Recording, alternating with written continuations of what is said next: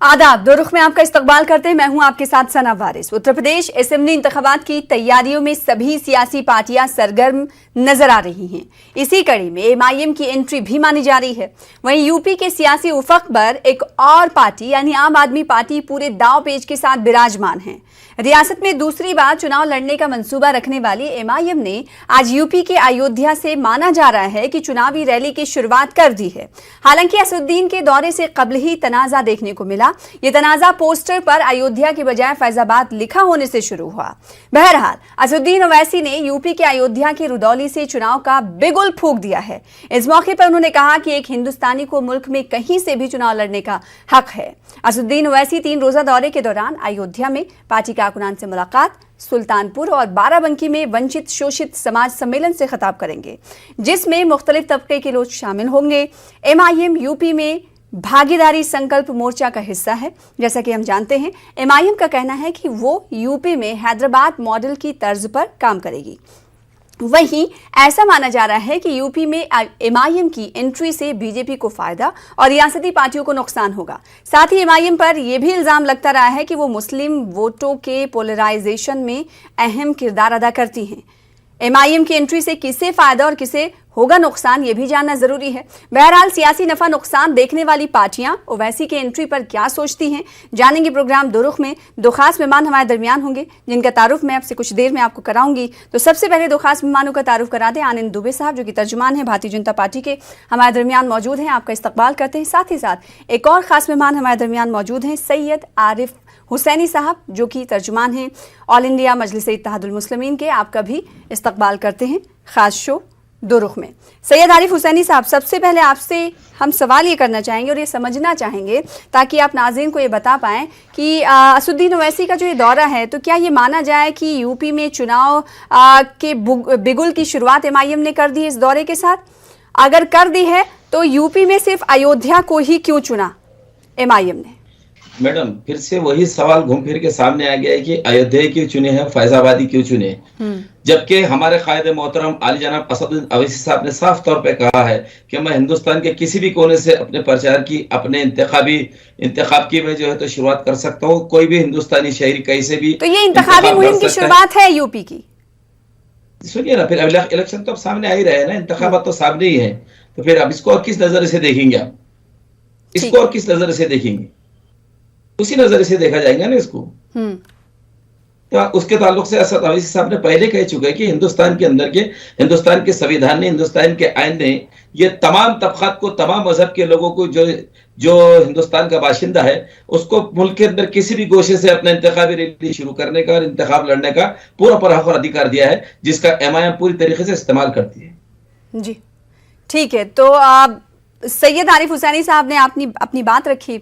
आनंद दुबे साहब, आपको मैं वक्त देती हूँ और ये पूछना चाहती हूँ कि एमआईएम के अयोध्या दौरे से इंतखाबी मुहिम की शुरुआत को लेकर भारतीय जनता पार्टी क्या सोचती है? अब एंट्री एमआईएम की हो रही है, वो भी अयोध्या, जिस पर भारतीय जनता पार्टी की सियासत इर्द गिर्द घूमती रही है, वहां पर टक्कर देने की कोशिश भारतीय जनता पार्टी मान रही है इसे?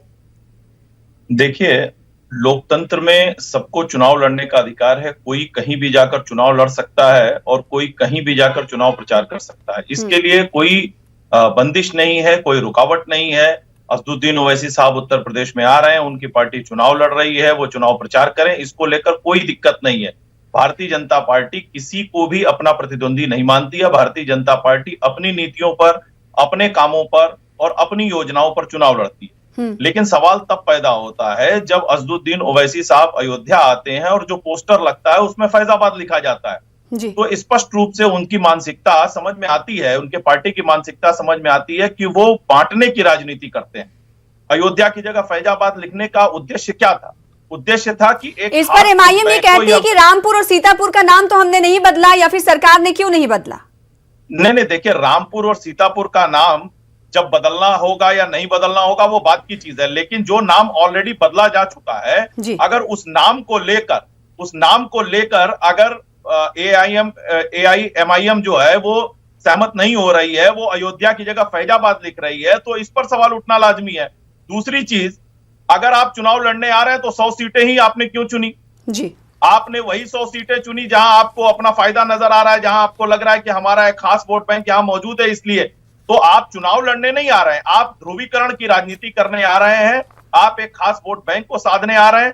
लेकिन मैं आपको बता दूं कि उत्तर प्रदेश का जनमानस बहुत ही समझदार है। उत्तर प्रदेश में रहने वाला हर तबका बहुत समझदार है, उसे पता है कि उसका हित किसके साथ है।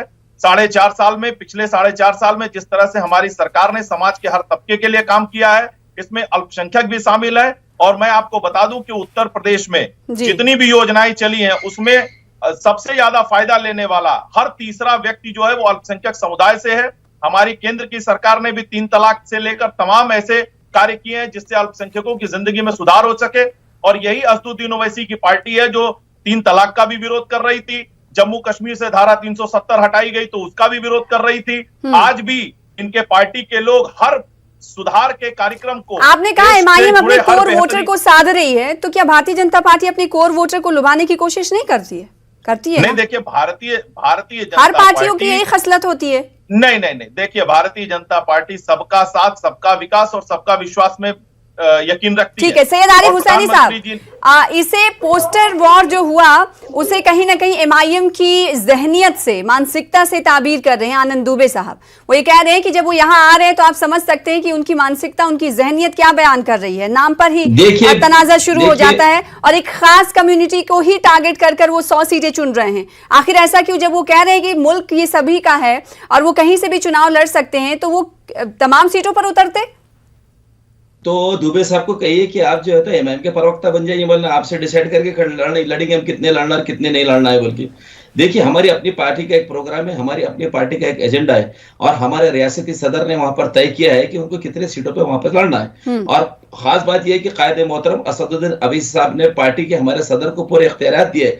और जैसे अभी दुबे साहब ने यहाँ पर कहा है कि हमारी मानसिकता दर्शाती है, आपने सिर्फ नाम बदलने की राजनीति की है 4 साल, 4.5 साल, 5 साल के अंदर आपने दूसरा कुछ भी काम नहीं किया है। उत्तर प्रदेश के अंदर लॉ एंड ऑर्डर किधर जा चुका है? कानून कहां पर है? नाम को है क्या कानून? वहां पर पुलिस की मुखबरी कर रही है, वहां पर पुलिस की मुखबरी, वहां के अंडरवर्ल्ड लोगों से मिलकर पुलिस को गोले मार रही है। मुख्यमंत्री ठोक डालने की बात करते हैं, भगवा वस्त्र पहन के अंदर आप जो है तो क्या संदेश दे रहे हैं मुल्क को और सबसे बड़ी रियासत को? आपने पूरा उत्तर प्रदेश का सत्यानाश कर दिया है, माइनॉरिटी का खासतौर से सत्यानाश किया है, दलित समाज का आपने वहां पर सत्यानाश किया है और आपने कोई समाजों को साथ में लेके नहीं चला है। पीएम साहब करते हैं मन की बात और योगी आदित्यनाथ साहब बात करते हैं ठोक देने की बात। अरे कौन सी राजनीति आप देश को चला रहे हैं? इस मुल्क को आप किस दाहिने पर लेके जाना चाह रहे हैं? मुल्क के संविधान को अगर सामने रखकर, मुल्क के तमाम तबकात को सामने रखकर अगर इसको अगर साथ में लेकर चल के और सियासी इंसाफ दिलाने की अगर कोई पार्टी बात करती है तो तन्हा मेरे कायदे मोहतरम की पार्टी है, बैरिस्टर असदुद्दीन ओवैसी साहब की एमआईएम पार्टी है। और जैसा बहुत कुछ चाह रखते हुए एमआईएम एंट्री ले रही है उत्तर प्रदेश में। हमने ये देखा था आनंद दुबे साहब, बिहार की बात मैं यहाँ करना चाहूंगी कि वहां पर 19 से 20 सीटें पर इंतखाब कंटेस्ट किया, लड़ा और उनके खाते में 5 सीटें गई थी, तो वहां बहुत कुछ उन्हें मिल गया है। अब उत्तर प्रदेश की बारी है। भारतीय जनता पार्टी की क्या तैयारी है? क्योंकि अब बहुत सारी पार्टियां आपसे आपके मुकाबले हैं, मद्दे मुकाबिल हैं।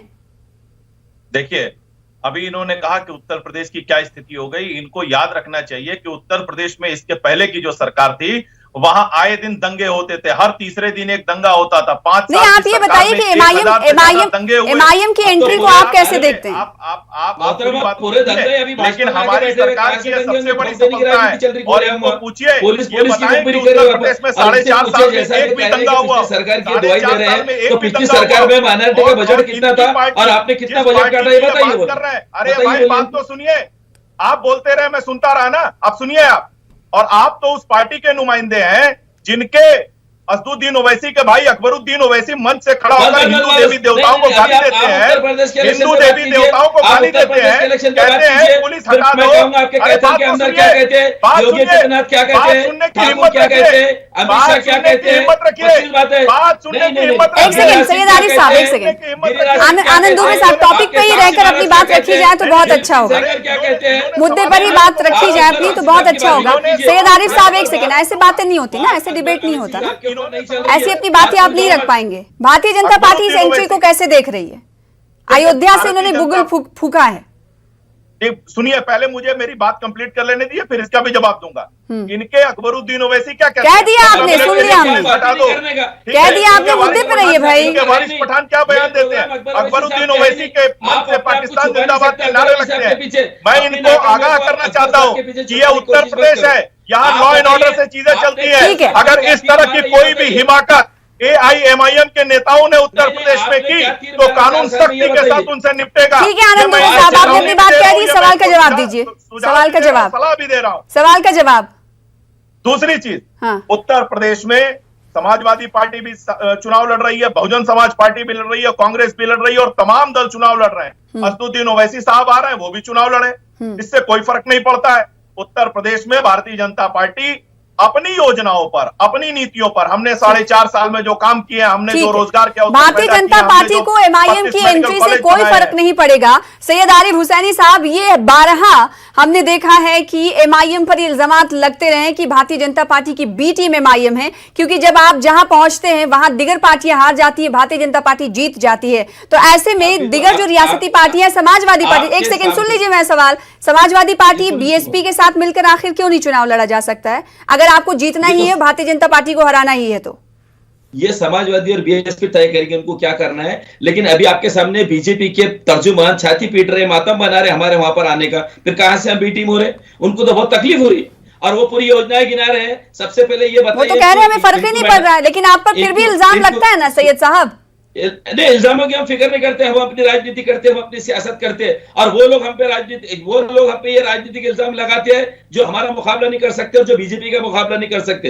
रही दूसरी बात, हम सबसे अहम बात किस मकसद के तहत यूपी में एंट्री ले रहे हैं आप? एक सेकंड आनंद दुबे साहब, एक सेकंड, एजेंडा क्या है MIM का? म्युनिसिपल चुनाव में आपको सबसे पहली बात यह है कि यूपी के अंदर लॉ एंड ऑर्डर का सबसे पहला जो ग्राफ गिर चुका है, वहां पर माइनॉरिटी को, आनंद दुबे का ऑडियो डाउन कर दीजिए एक सेकंड। मुसलमानों को टारगेट करके सैयद आरिफ साहब, एजेंडा क्या है आपका यूपी में एंट्री लेने का इलेक्शन में? यही तो बता रहा हूं मैडम कि पिछली सरकार की जो अभी दुआई तर्जुमान साहब दे रहे थे, उनसे पीछे की अखिलेश की सरकार ने माइनॉरिटी का बजट कितना रखा था और आपने वो बजट कितना काटा है, ये बात हमारी सबसे इंपॉर्टेंट है। सियासी धारा में मुसलमान टूट के रह गया है, सियासी तौर पर मुसलमान कहाँ है, कितने मेंबर ऑफ पार्लियामेंट वहां से चुन के आए बताइए ना। जबकि MIM थी क्या वहां पर? MIM वहां पर मौजूद थी क्या जब मेंबर ऑफ पार्लियामेंट के इलेक्शन हुए? जब 70 के ऊपर सीट भाजपा चुन के लेके चलेगी, बाकी एक सेकंड सैयद आरिफ साहब, आप ये हमें बताएं कि आप तो कहते हैं कि सिर्फ मुसलमानों की बात आप नहीं करते, आप सबकी बात करते हैं, तो फिर अभी मुसलमानों की दुहाई सिर्फ क्यों दे रहे हैं?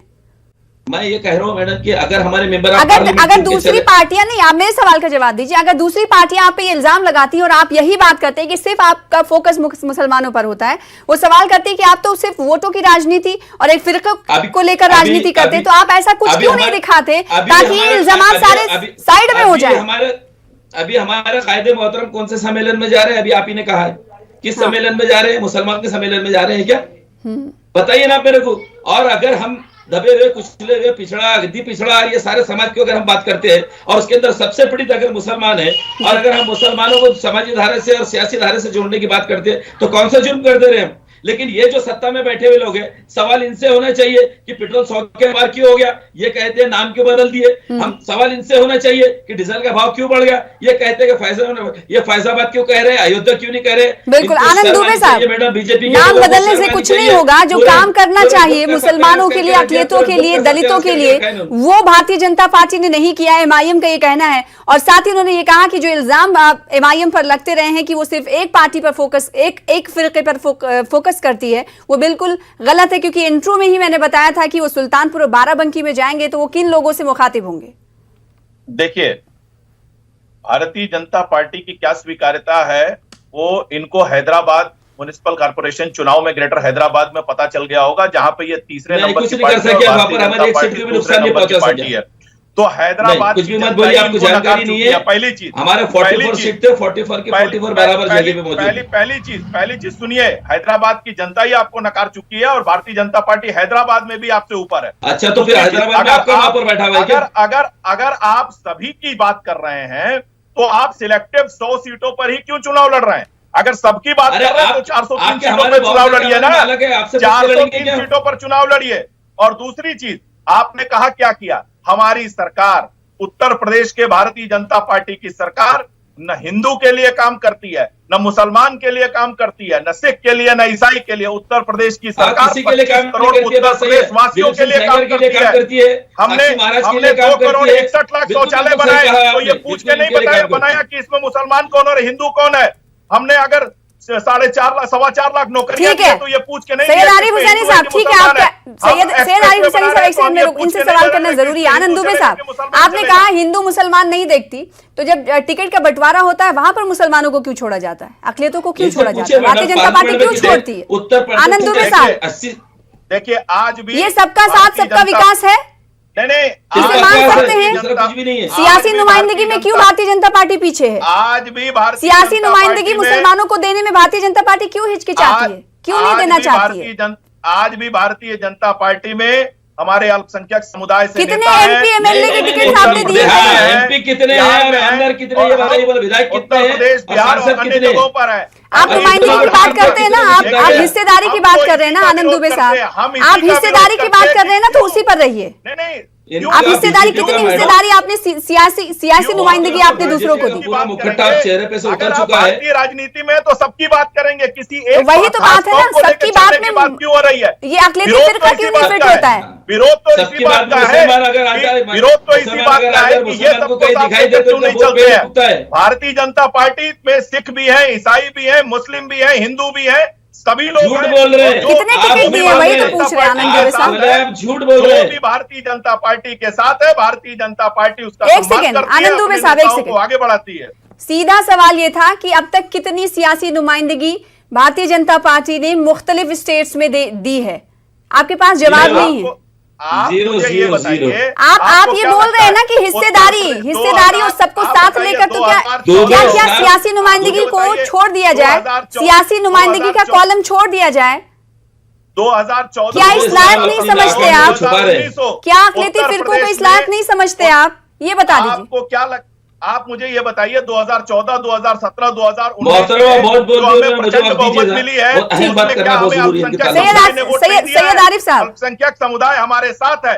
ठीक है, फर्क यह है कि हम अल्पसंख्यक के नाम पर, बहुसंख्यक के नाम पर राजनीति नहीं करते। ठीक है, ये किसी खास फिरके को लेकर राजनीति नहीं करते। एमआईएम इस पर क्या सोचती है? सैयद आरिफ हुसैनी साहब, अभी वो कह रहे हैं कि हम जो तो जात की राजनीति नहीं कर रहे हैं, और पिछले पार्लियामेंट के सेशन में आपने कहा है कि नरेंद्र मोदी साहब प्रधानमंत्री चिल्ला चिल्ला के कह रहे थे कि मैं दलित समाज के लोगों को शपथ दिला रहा था, मैं पिछड़े हुए समाज को शपथ दिला रहा था, इसलिए अपोजिशन मेरे खिलाफ जा रहा है। कितनी झूठ बात कर रहे हैं यहाँ पर बैठ के। रही दूसरी बात, मैडम अभी जितनी ये बात कर रहे हैं, ये जो सिर्फ बकवास कर रहे हैं, इनके पास में कोई ज्ञान नहीं है।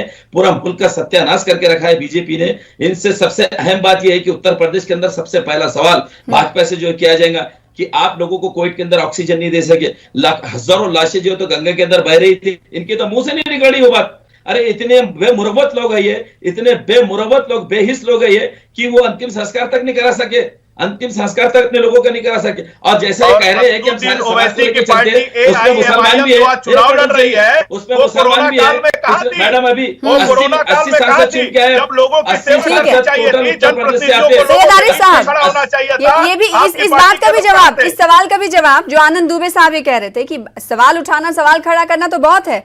जब कोरोना वबा थी तो एमआईएम कहाँ थी? हालांकि वबा तो अभी भी है, जब पीक पर थी तो उस वक्त एमआईएम कहाँ दिख रही थी? सड़कों पर तो नहीं दिखाई दे रही थी। इसका जवाब ले लीजिए। जी हाँ मैडम, जिसका भी जवाब ले लीजिए। एमआईएम आके पूरा काम करेंगे और भाजपा के खाली तालियां बजाते घरों में बैठेंगे। ये जवाब सुनना चाह रहे हैं। शर्म आनी चाहिए इनको सवाल करने से। कम से कम 6 महीने पहले सर उठाकर चुनाव लड़ने आ जाते हैं और चुनाव लड़ने के बाद अपने कमरों में घुस जाते हैं। उसके बाद आप बात करते हैं, आप न जनता की सेवा करते हैं, न जनता के मुद्दों को उठाते हैं, न जनता के बीच जाते हैं। आप सिर्फ जो है धर्म की राजनीति करने, एक संप्रदाय की राजनीति करने के लिए उतर आते हैं। आप बताइए ना, कोरोना काल में असदुद्दीन ओवैसी, अकबरुद्दीन ओवैसी, वारिस पठान, एक सेकंड, ठीक है, आप दोनों एक साथ बोलेंगे कोई नहीं समझ पाएगा। आप दोनों एक साथ बोलेंगे, ऐसे बातें समझ में नहीं आती। आप दोनों एक साथ बोलते हैं। आनंद दुबे का ये सवाल था एमआईएम तर्जुमान सैयद आरिफ हुसैनी से कि जब कोरोना काल पीक पर था उस वक्त एमआईएम कहाँ थी? एमआईएम मैडम सड़कों पर थी। एमआईएम जहाँ हमारा यूनिट जहाँ हमारा संगठन सब लोग मौजूद थे। कौन सी हमारे रियासत रियासती में? सदर बिल्कुल वहां पर काम कर रहे थे। कौन सी लेकिन एक रियासत बात पूछे, में? अरे कौन से स्टेट में ये भी बताइए ना। कोई एआईएम अब बताओ आपको आगे हमारे आसिफ विकास साहब उत्तर प्रदेश में काम कर रहे थे। रही दूसरी बात, सत्ता आप में बैठेंगे, हुकूमत में आप रहेंगे और काम एमआईएम ने आके करना, तो ठीक। सत्ता हमारे हवाले करना। आनंद दुबे साहब, आपके सवाल का जवाब आपको मिला। हुकूमत आपकी, हुकूमत सरकार आपकी, इंतजामिया आपका और काम ऑपोजिशन पार्टियों, करना पड़ेगा, किसी पार्टी के सहारे। और हम हमेशा लगातार एक सेकंड सैयद आरिफ साहब, एक सेकंड प्लीज। हाँ, आनंद दुबे। देखिए, उत्तर प्रदेश में कोरोना मैनेजमेंट की तारीफ WHO से लेकर ऑस्ट्रेलिया से लेकर अमेरिका तक ने की है। आज 25 करोड़ लाशों को सम्मान करके अगर अरे उनको सही शांत ठिकाने रहो पे यार। जला देते। बोलते जा रहे हो, आप शांत तो रहो, बात तो सुनो। आप कहाँ खामोश बैठ रहे? आप तो झूठ पे झूठ बोले चले जा रहे। 25 करोड़ की आबादी है। आज हमारे यहाँ कोरोना के केस कितने हैं? 64 जिलों में एक भी कोरोना का नया केस नहीं है। आज आके केरल देख लीजिए, महाराष्ट्र देख लीजिए, बाकी जगहों पर देखिए क्या स्थिति है। इस पे जवाब देना है बाकी आपको। राज्यों की स्थिति आप अंतिम देखिए। संस्कार के उत्तर आप प्रदेश सामग्री ने क्यों नहीं कोरोना दे को सके? जितने आप बेहतर अंतिम तरीके से संस्कार का कंट्रोल सामान किया क्यों है, नहीं दे सके? ठीक है। पॉजिटिव होने के ठीक है, बाद आनंद दुबे साहब। मंत्री जी लगातार आनंद दुबे साहब, लगातार काम कर रहे हैं, एमआईएम से क्यों आप बैठे एक्सपेक्ट रहे। कर रहे थे कुछ देर पहले कि वो कोरोना काल में आके पूरे सिचुएशन को संभाल योगी की जगह हमको एमआईएम का ये बिना सवाल है सिर्फ- आपसे। एक सेकंड, सिर्फ एक सेकंड MIM प्लीज। की बात नहीं हाँ, है। सैयद आरिफ साहब, एक सेकंड। राजनीति में जो भी दल हैं, वो चाहे पक्ष में हो या विपक्ष में हो, जनता की सेवा करना उनका कर्तव्य है। ठीक है। अगर जनता के ऊपर आखिरी कोई सवाल दिक्कत आपसे आ ये, रही है, आखिरी सवाल तो हम आपसे इसका ये, इंतजार आनंद दुबे नहीं साहब, करेंगे कि आखिरी हम सवाल ये, बैठे हैं, सभी काम करेंगे। एमआईएम के आने से कुछ डर है? नहीं, देखिए उत्तर प्रदेश के लोग एआईएमआईएम उनको नाकार के आने चुके। से उत्तर पूरी प्रदेश में तरीके से न नाकार कोई चुके। डर है, न किसी नहीं, तरह आपकी की कोई पार्टी बात को, है। आपकी पार्टी को नहीं, भारतीय जनता पार्टी, माथे पे मैंने शिकन, पहले भी आपसे कहा डर कि छोड़ हम दीजिए, अपने माथे पे कामों शिकन। के आधार पर चुनाव लड़ते हैं। हम अपने कामों के आधार माथे पर पे चुनाव शिकन लड़ते हैं। भी नहीं है। हमें कोई फर्क नहीं पड़ता कि ठीक है, कोई फर्क नहीं। एआईएमआईएम चुनाव लड़ रही सैयद है, आरिफ हुसैनी समाजवादी साहब। पार्टी लड़ रही है, बहुजन समाज ठीक पार्टी है, लड़ रही है। ये इस उस बात को दोहरा रहे हैं जो सियासी माहिरीन कहते हैं कि भारतीय जनता पार्टी पर एमआईएम कोई असर नहीं डाल सकती। तो क्या ये माना जाए कि जो रियासती पार्टियां हैं उन्हें नुकसान पहुंचाने के लिए एमआईएम अपने कदम बढ़ा रही है? किस देखिए मैडम, अगर रियासती पार्टियों को लगता है उनको नुकसान पहुंचाना है तो उन्होंने बाजू हट जाना। हम ही टक्कर ले सकते बीजेपी से और बीजेपी का मुखड़ा हम ही उतार सकते। तो क्या ये माना जाए कि एसपी बीएसपी के साथ भी आप आगे जी नहीं, वो हमारे आला कायदीन तय करेंगे। लेकिन अगर आप जैसा सवाल करें मैं उसका जवाब दे रहा हूं। लेकिन बीजेपी के लोगों को उत्तर प्रदेश के लोगों ने नकार चुके। अभी वहां पर किसान आंदोलन चल रहा है, आप देख रहे होंगे लोगों की प्रतिक्रिया पूरी आ रही है। जिस तरह हमारे कायदे मोहतरम बैरिस्टर असदुद्दीन साहब के दौरे हो रहे हैं, लोगों को कितना समर्थन उनको मिल रहा है। और जिधर उधर से आवाज आ रही है कि लोग सब बेजार आ चुके बीजेपी की सरकार से और किसी भी तरीके से योगी की ढोंगी सरकार को उतार के फेंकना चाहते हैं। तो एमआईएम का कहना है कि योगी की ढोंगी सरकार को वो उतार कर फेंकना चाहते हैं। तो भारतीय जनता पार्टी का ये कहना है कि उत्तर प्रदेश में एमआईएम की एंट्री से बीजेपी के बाल का भी बांका नहीं हो सकता। बेहद शुक्रिया अदा करना चाहेंगे, वक्त खत्म हो रहा है। आपका शुक्रिया बहुत सैयद आरिफ साहब, आनंद दुबे साहब, आपका भी बहुत शुक्रिया प्रोग्राम में हिस्सा लेने के लिए, बहस में हिस्सा लेने के लिए। फिलहाल इसी के साथ मुझे दीजिए इजाजत। कल फिर होगी मुलाकात बड़े मुद्दे के साथ। आदाब।